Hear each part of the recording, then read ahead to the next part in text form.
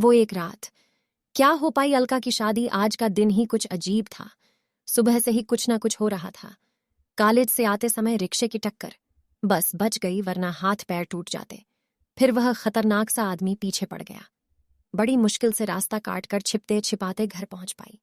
उसे घबराया हुआ देखकर मम्मी ने पूछा, क्या हुआ अलका, बड़ी घबराई हुई है? कुछ नहीं मम्मी, बस यूं ही मन ठीक नहीं है, कहकर वह बात टाल गई। फिर अभी अभी फोन आया कि मौसाजी के बेटे का एक्सीडेंट हो गया है, सो मम्मी पापा तुरंत चल दिए। उसका सिविल परीक्षा का पेपर था, इसलिए वह नहीं गई। उस पर शाम से ही मौसम अलग रंग में था। रुक रुक कर बारिश हो रही थी, बिजली चमक रही थी। थोड़ा अजीब सा महसूस हो रहा था, परंतु वह अपने को दिलासा दे रही थी।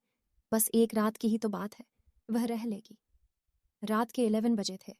अभी उसे और पढ़ना था। सोचा चलो एक कॉफी पी ली जाए, फिर पढ़ाई करेगी।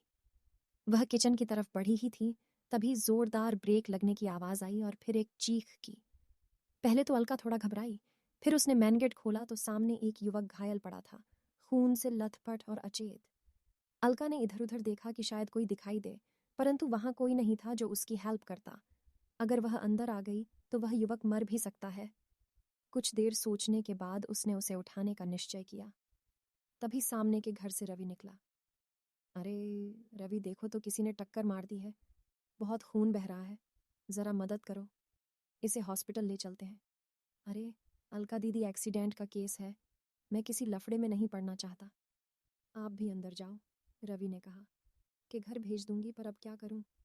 तभी अचानक जोर से बिजली कड़की और उसने बेहोशी में ही उसका हाथ जोर से खींचा और अलका उसके ऊपर गिर पड़ी और फिर अंधेरा छा गया। सुबह होने को थी। उसकी हालत बिगड़ती जा रही थी। अलका ने एम्बुलेंस बुलाई और उसे हॉस्पिटल ले गई। उपचार मिलने के बाद युवक को होश आया तो डॉक्टर ने उसे अलका के बारे में बताया कि वही उसे यहाँ लाई थी। अब अलका को अपने चारों ओर अंधेरा दिखाई देने लगा। उफ, यह इमोशनल होकर मैंने क्या कर डाला। और ललित, वह तो निर्दोष था और अनजान भी। जो कुछ भी हुआ वह एक झटके में हुआ और बेहोशी में। ललित की हालत देखकर वह उससे कुछ न कह पाई, पर अब जैसे तैसे उसने अपने को संभाल कर ललित के घर फोन किया और उसकी पत्नी के आने पर उसे सब कुछ समझा कर अपने घर लौट आई। जब वह लौट कर आई तो देखा कि मम्मी पापा दरवाजे पर खड़े हैं। अरे अलका, कहाँ चली गई थी सुबह सुबह? और यह तेरा चेहरा ऐसा लग रहा है जैसे पूरी रात सोई ना हो। पापा चिंतित स्वर में बोले। ठीक कह रहे हैं अंकल जी, आजकल मैडम ने समाज सेवा का ठेका ले रखा है। रवि किसी भी घर वाले से नहीं। इस तरह चट मंगनी पट ब्याह करके आज अलका और रोहित हनीमून पर जा रहे हैं। अलका आज बहुत भावुक थी। रोहित से कहा, आपने न सिर्फ मेरी इज्जत बचाई बल्कि मेरे पूरे परिवार की भी इज्जत बचाकर मुझे उनकी नजरों से गिरने से बचा लिया। मैं आपका यह कर्ज कभी नहीं उतार पाऊंगी।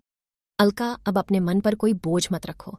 जो हुआ उसमें न तो तुम्हारा कोई दोष था, न उस अनजाने का, और न ही इस छोटी सी जान का जो इस दुनिया में अभी आई भी नहीं है। अब ये जो भी आएगा या आएगी वह मेरा ही अंश होगा, बस यह मानना। तभी एयर होस्टेस की आवाज गूंजी, कृपया सभी यात्री अपनी अपनी सीट बेल्ट बांध लें।